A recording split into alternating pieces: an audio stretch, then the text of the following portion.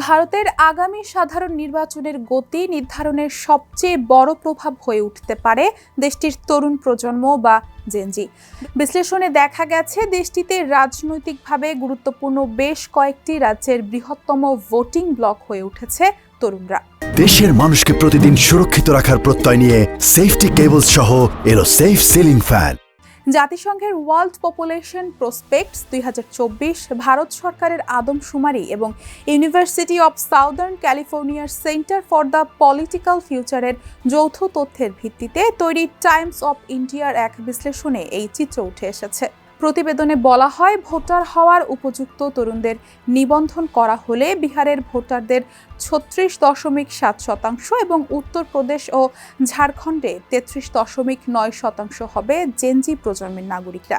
এই তিন রাজ্যে যৌথভাবে লোকসভার 134 জন সাংসদ নির্বাচিত করে। বর্তমানে ভারতে 14 থেকে 29 বছর বয়সী মানুষের সংখ্যা 39 কোটির বেশি, যা দেশের মোট ভোটদানকারী জনসংখ্যার 29.2%।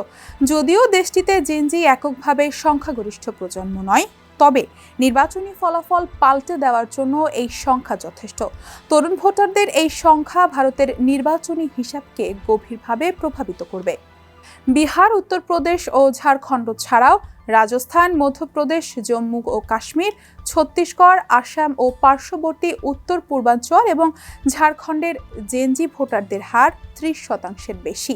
লোকসভার মোট 543 আসনের মধ্যে এই 10 রাজ্য ও অঞ্চল থেকে নির্বাচিত হন 234 জন সাংসদ, যা সংসদের মোট আসনের 2/5 বেশি। এছাড়া উত্তরপ্রদেশ, বিহার ও ঝাড়খণ্ডের সম্মিলিত 134টি আসন সংসদের প্রায় 1/4 হওয়ায় সংখ্যাগরিষ্ঠ সরকার গঠনে দলগুলোকে হিন্দি বলয় এবং পূর্ব ও উত্তর পূর্ব ভারতের এই নতুন ভোটারদের আকৃষ্ট করতে বাড়তি প্রয়াস চালাতে হবে। কেরালায় জেনজি ভোটারদের হার সবচেয়ে কম, এরপর রয়েছে তামিলনাড়ু, অন্ধ্রপ্রদেশ এবং হিমাচল প্রদেশ। সেখানে সম্মিলিত লোকসভা আসন 88টি। এসব এলাকায় জেনজি ভোটারদের হার 22.2 থেকে 24.7%-এর মধ্যে। বিশ্লেষকদের মতে, ভারতের তরুণ ভোটাররা হিন্দি বলয় ও তার পার্শ্ববর্তী রাজ্যগুলোতেই সংখ্যাগরিষ্ঠ। সামনের বছরগুলোতে আরও লাখ লাখ ভারতীয় জেনজি ভোট দেওয়ার যোগ্য হয়ে ওঠার সঙ্গে সঙ্গে দেশের নির্বাচনী মানচিত্রেরও পরিবর্তন হতে থাকবে। ফলে আগামী দিনে ভারতের রাষ্ট্র ক্ষমতার রাস্তা মূলত এই প্রজন্মের আকাঙ্ক্ষা ও স্বপ্নের মধ্য দিয়েই চালিত হবে।